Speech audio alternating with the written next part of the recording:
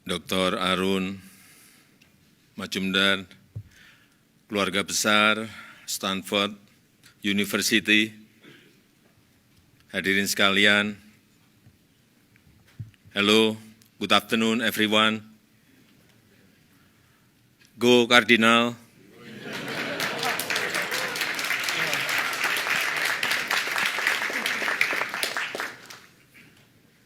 Jadi sebelum ke sini, saya tadi bertanya-tanya terlebih dahulu di Stanford ini jargonnya apa? Dijawab, go Cardinal, Pak. Oke. Lalu saya tanya lagi, what are Stanford identical colors? Dijawab, red shirt. That's why I decided to wear a red tie today. Red.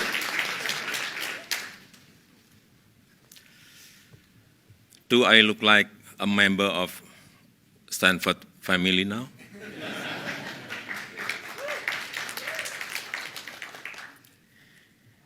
Then you must be curious.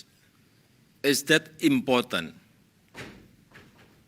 Yes, of course, because I want to be connected to all of you who are smart, young, diligent generation.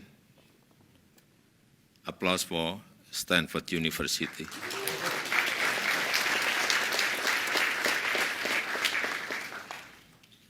Nah, itulah pentingnya terkoneksi sesama manusia. Begitu juga dengan terkoneksi dengan alam. Dan kita tahu dunia kini tengah sakit, perubahan iklim, transisi energi adalah isu yang sangat mendesak. Namun yang menjadi pertanyaan, apakah negara-negara di dunia memiliki komitmen untuk bertanggung jawab dan mengambil peran? Untuk Indonesia tidak perlu ragu dan tidak perlu dipertanyakan komitmen kami. Indonesia walk the talk, not talk the talk.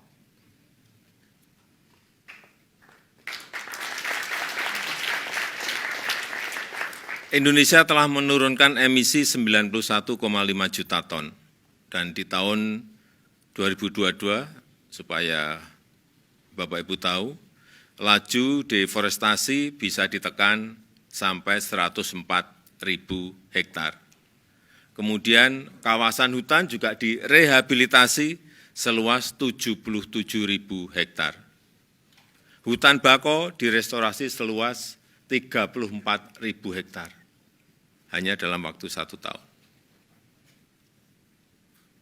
Namun, ini saya sampaikan di mana-mana, setiap ketemu yang namanya investor, baik Indonesia maupun negara berkembang lainnya, mengenai pendanaan dan transfer teknologi. Ini selalu menjadi tantangan besar. Karena memang kita butuh investasi yang sangat besar, serta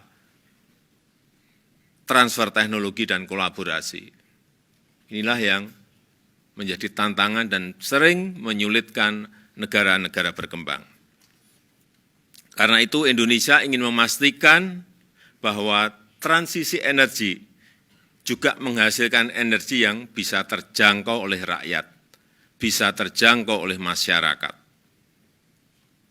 Namun kita tahu semuanya sampai saat ini, yang namanya pendanaan iklim masih business as usual. Masih seperti commercial banks. Padahal seharusnya lebih konstruktif, bukan dalam bentuk hutang yang hanya akan menambah beban negara-negara miskin maupun negara-negara berkembang. Padahal sebagai contoh Indonesia,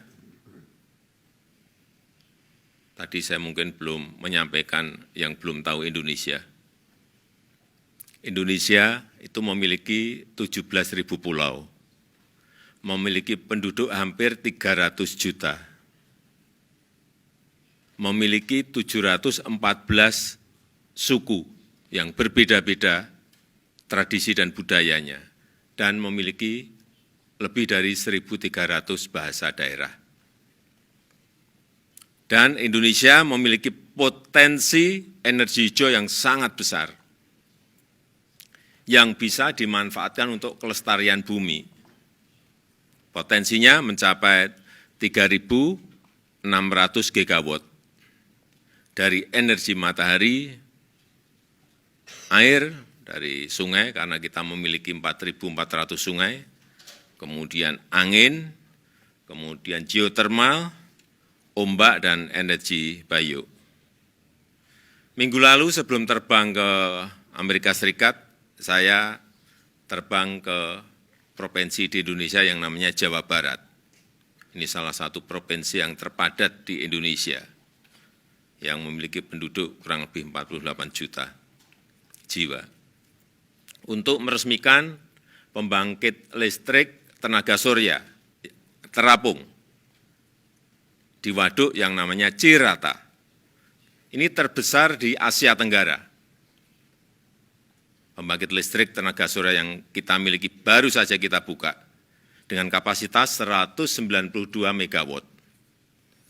Dan tidak berhenti di situ saja, kita juga akan membangun seperti ini di kota-kota yang lain, termasuk di ibu kota baru Nusantara. Tadi sudah disampaikan oleh Bapak Dekan, Dr. Arun Majumdar, disinggung sedikit mengenai Nusantara. Ya, Nusantara ini adalah ibu kota kami yang baru. Sebuah kota pintar berbasis hutan, 70% areanya hijau, area hutan, dan kita nanti akan menggunakan juga energi hijau dari matahari dan dari hidro, dan supaya saudara-saudara tahu bahwa yang pertama kali kita bangun saat akan membangun ibu kota Nusantara ini adalah membangun Nursery Center, membangun Botanical Center yang berkapasitas 15 juta bibit pohon per tahunnya, 15 juta bibit pohon per tahunnya. Yang itu nanti akan kita tanam setiap tahunnya di ibu kota Nusantara dan di Pulau Kalimantan. Inilah showcase transformasi Indonesia, dan tahun depan Indonesia berencana akan merayakan hari kemerdekaannya di Nusantara untuk menunjukkan bahwa kita telah memiliki ibu kota baru, meskipun mungkin selesainya ibu kota ini baru 15 atau 20 tahun yang akan datang. Saya kira mungkin akan menjadi sebuah ide yang baik, ide yang seru jika mahasiswa Stanford University melakukan studi tur ke Nusantara untuk melihat lebih dekat proses dan progresnya. Nanti mungkin di sana bisa melakukan riset secara kilat dan belajar tentang sisi keberlanjutan dalam membangun sebuah green city. Saya ini lulusan kehutanan, jadi jika nanti dibutuhkan saya bisa menjadi guide-nya.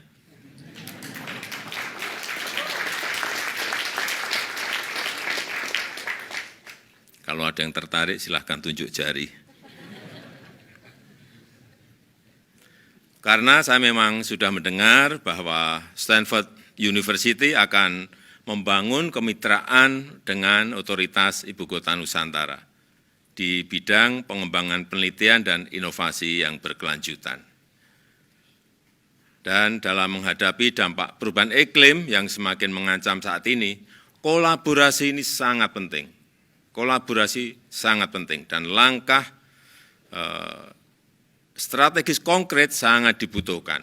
Tanpa itu tidak mungkin bagi kita untuk menjamin keberlanjutan dan satu-satunya bumi yang kita cintai ini. We can no longer take an easier walk. We can no longer take a slowly walk. We must run fast. We must fear the tree. Thank you.